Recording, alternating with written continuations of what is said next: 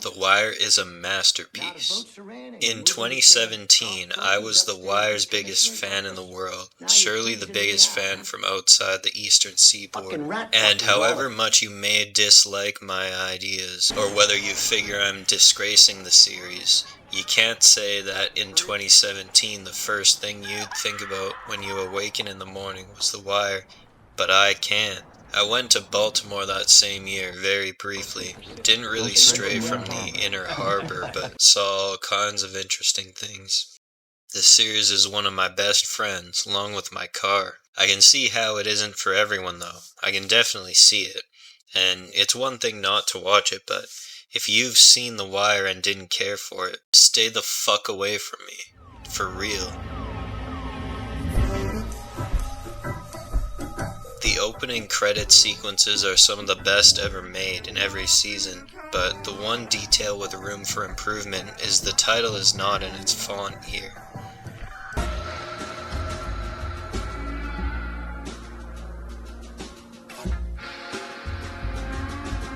Look at him, Cole. Don't it make your dick bust concrete to be in the same room with two noble, selfless public servants? I find that pilot episodes always have room for improvement, and The Wire is no exception. This episode comes across like it's going to be split half and half, with all the cop perspectives contained to the first half and street perspectives in the second half. Given that D'Angelo's first dialogue is 25 minutes in. It isn't quite divided that way, however, and maybe it should be. But better yet, I'd introduce a Baltimore Sun reporter in this episode. Given that some say Season 5 is lacking, this would give the journalist layer more prominence. Because as we know, the show itself is meant to be an act of journalism. The pilot episode could be kind of like an 11th episode of Season 5. First, he interviews Phelan, who shares what he now knows about Barksdale and Stringer Bell, and gives some exposition about McNulty. Also, Avon gets plenty of screen time later in Season 1, but seems to be mostly behind the scenes at first. Let's have him partake in a boxing match, something leisurely as he's retired from competing. The Sun reporter watches, and afterwards he interviews the guy who lost to Avon, who reveals some more exposition from his perspective. This episode has the only flashback sequence in the series, which wasn't supposed to be in the show, but the network insisted on it, and they were wrong.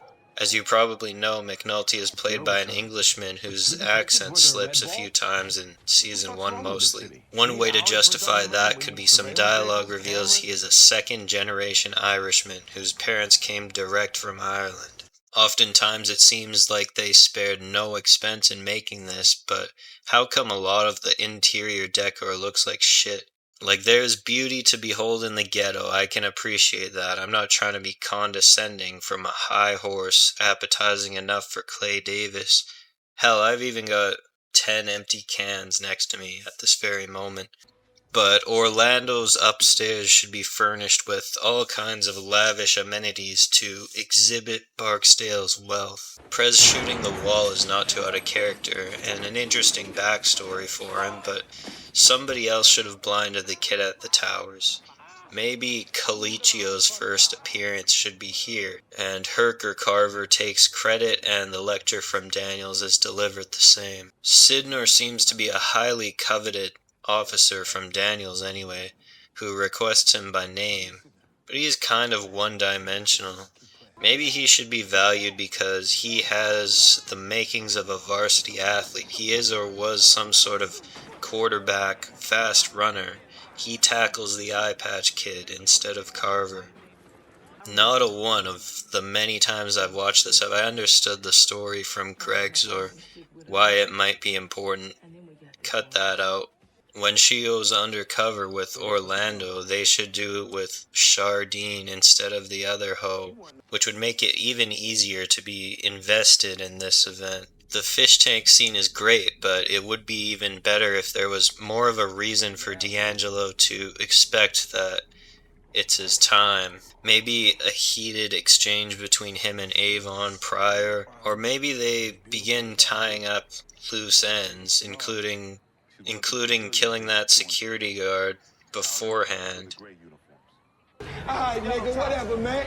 Alright. cottage cheese, chest ass motherfucker. I've always seen Season 2 as misunderstood, and even if it isn't your favorite, you have to appreciate how it broadens the scope of the show and the inherent promise of the scope going even further. Bunk and Lester should be more serious in dealing with the seamen who don't speak English. 14 women died. I would think that could even warrant arrests. Can somebody well-versed in first aid confirm if they should or shouldn't have removed the crate from New Charles's leg before the ambulance arrives? Wouldn't the crate stop the bleeding? The kid getting shot by a stray bullet is a great scene, but the mother's screams echoing through the West Side kind of seems like a sitcom trope. Makes it seem like the kid's life is nothing more than a fucking joke. After Double G fucks him over, Ziggy should call Nick first, asking for help recovering what he's owed. Nick is in the middle of, fighting with his old lady because she found the hidden cash earlier, and his response is negative and trivializes the situation. And after this happening several times, this is Ziggy's last straw before going on his rampage.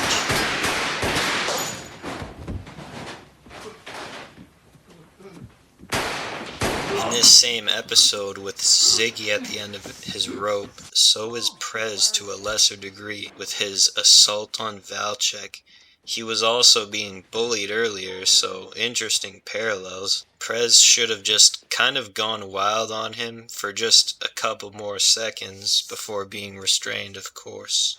And of course, I'm not even Greek. There must be a better way to have revealed that he isn't Greek. How about he says, if I was actually Greek, maybe they'd stand a chance of finding me. Okay, what do you want? 2 hot dogs and a strawberry soda. You might have noticed that this is my first video in weeks, and that's because I don't slap the Sebastian 1500 label on just anything. This product is kindred to the proverbial East Side Connect. Now, click subscribe or I'll kill your entire family. With all due respect to David Simon and his contributions, his creation is bigger than him. It's bigger than the sum of every contributor. Very seldom is it excessively preachy. The perspectives put into it are not meant to dominate the narratives, and even when they're supposed to, they just don't. The show is as close to a compendium of a city's reality as has ever been shown on television. They were decisive that the show had no clear mandate in terms of solutions. It's just putting it all out there. And what I live for is understanding these truths, not projecting some inherently arbitrary veil of morality onto it, because morality is a nonsense that will bring a plague upon your house and mine. And I believe this non-ironically. It's a means of shrouding yourself in dishonesty. If journalism is an art, and in this case it is, actually, vegetarian types should consider swearing off consumption or creation of any medium of art. Art is oftentimes a product of a surplus of time and money, a surplus of wealth, meaning art is predicated on exploited laborers. And if we go further, we conclude that every measure of understanding and knowledge is entirely sinful by nature. And I know this sounds like such a Luddite, self-condemning thing to say, and a crazy thing to say. I know it's kind of off topic, but the act of pursuing understanding when others can't is in essence the same as exploiting or murdering those who can't, as the advantage will inevitably be exercised, if not by you, then by who you share it with. But I'm not saying this is fundamentally wrong, it's just an observation, and why I am amoral. Are you not? I got the shotgun. You got the briefcase. It's on the game though, right? Anyway, while my perspectives on their work is surely at odds with their own, and I don't know how well I'd get along with them, on some fundamental level, I think just the same as this show's writers, because I was writing ideas about matters I had forgotten about that I ended up seeing on the screen. Why don't you fucking do it yourself?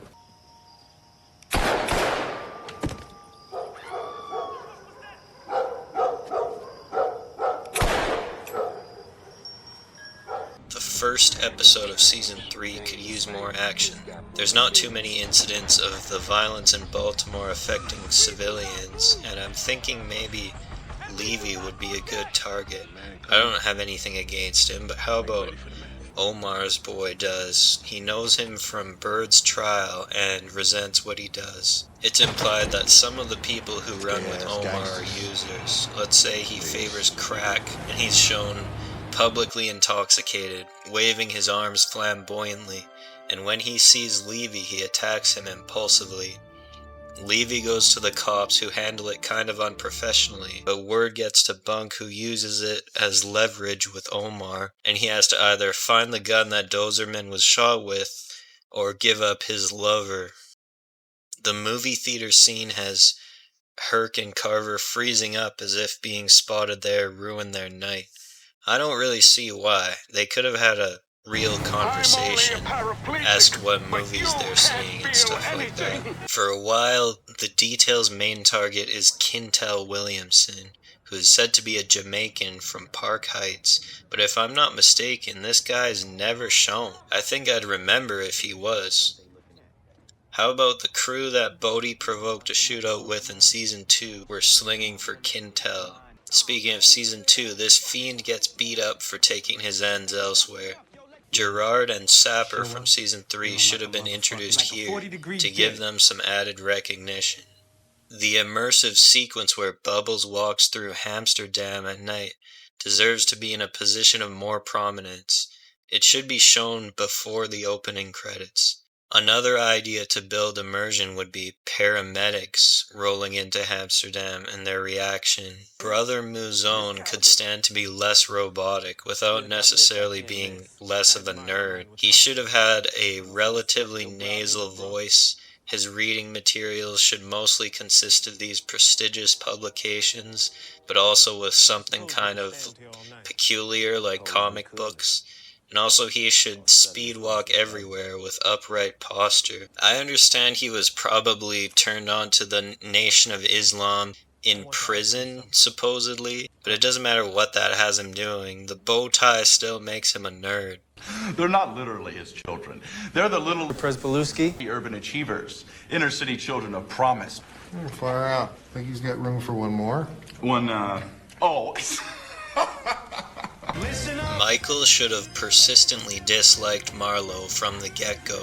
How about he didn't even want a cover for Naaman on the corner, but did it as a favor or did it because he had to, and was eventually coerced into the game by Chris leveraging what he did for him. The security guard should have been more provocative to Marlowe, so that this 187 isn't quite so nonsensical. Maybe outside the door, Marlowe tells him to step off and keeps walking, but he follows him halfway down the block and yells, "Stop!" turning the heads of some witnesses. Landsman being conflicted about disrupting the investigation of the witness, then having no problem ordering Lester not to search any vacants is inconsistent. So he could be very solemn about doing so here. Maybe he has a moment of remorse privately. But he's known to be a sociopath, so maybe the best thing for him would be to just handle the witness investigation in stride. In the Election Day episode, the response from everyone in the hood, or lack thereof, is interesting. But a kid on the corner shouting "Election Day Special" is just too much. But this joke should be used later on for something else. How about it's a Black Friday special? After Season 2, Perlman becomes a bug person and doesn't do anything at all other than talking shop in public and in private. She desperately needs to be shown talking about regular things sometimes. How about another run-in scene with a contrasted character? One of the cars that Donut steals should be hers. The bully who's always attacking and robbing Bubbles would make more sense if he resents him for snitching, or at least he uses it as an excuse. Also, Herc's series of fuck-ups in Season 4 are generally well executed, but the way he did my man Bubbles was hard to watch. It would be a little better if at first they go for a ride right away looking for him, and they happen to see little Kevin first. McNulty scenes in Season 4 could be more clustered and only exist where it matters so that his absence is more meaningful. And when he returns after a while, it's finding a body with Bunk and Lester, and something awakens in him. He says he could use another drink. The conversations between him and Bodie should overlap with Weebay and Colvin to highlight the parallels, and so it looks like they're talking longer.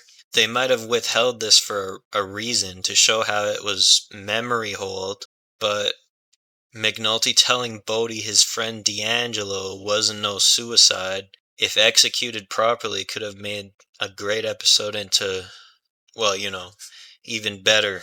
Then Bodie gets killed by some no-name called O-Dog or something. Should have been Monk or Michael. My son away from me. Then when Weebay is selling Colvin's idea to Delonda, he mentions he heard that Bodie brought us been got. Steal my word. Now you make sure you tell old Marlowe I burn the money. Cause it ain't about that paper. It's about me hurting his people and messing with his world. Tell that boy he ain't mad enough to come down to the street with Omar. While Season 5 is my favorite season, its first episode might be the most mundane in the series. Despite having the best opening scene, in this episode the department is dead broke, so we should be seeing Officer Walker, maybe a few other cops, collecting bribes and blackmailing innocent people. Carcetti is of course a very nuanced character, and I know he isn't painted like any kind of hero, but his dubious moments seem to slow down with time. How about he is revealed to be a Freemason, along with Krawcheck, Clay Davis, maybe even Proposition Joe is there too. Nice dolphin, nigga.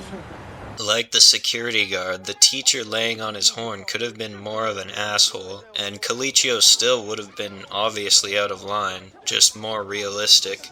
Vondis and the Greek really sound like idiots when they talk, completely contrary to their actions. They should have a conversation, foreseeing Marlowe taking over the east side. McNulty being called out by his ex-wife about his neglectful ways, creating drama in his life, would be more noticeable at the very end of this episode.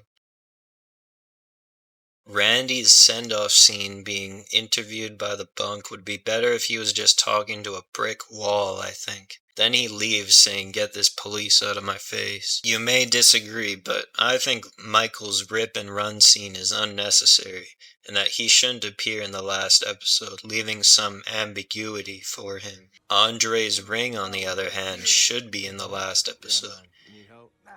Cheese buys it from a pawn shop shortly before meeting his demise.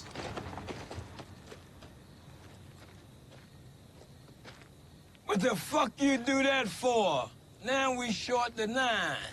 That was for Joe. In Season 1, Bubbles mentioned he has a son. He should tell Waylon that he's coming down to see him for the first time in years. And last but not least, before McNulty goes to Virginia for Larry, he and the bunk need to pour back a few at the train tracks. Bunk says, "I've been thinking maybe you and Omar aren't so different." You're deserving of serious What, because we both got self-esteem, we're both full of pride? In more ways than one. Long pause. My whole career was really just a crusade against the department. In the end, I fucking won. liked it.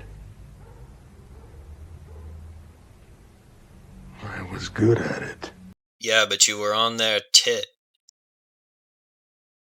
I'll tell you one thing, neither you two would exist outside America. Hell, not outside Baltimore. No pension, but maybe I find a way to take their money and still go public. As he's saying this, a train goes by. Then Bunk says, "Well, hop on, motherfucker. I should talk to Colvin from the Western District, see how he's doing now." And this exchange would enhance the already ambiguous ending for McNulty, which is compelling, as there's really no place in this world for him, or those like him. There's definitely more prominent messages in the show, but I find this one's extremely resonant. It says America is full of these characters who are a product of the country's spirit, and they are doomed, which divulges the spirit is superficial.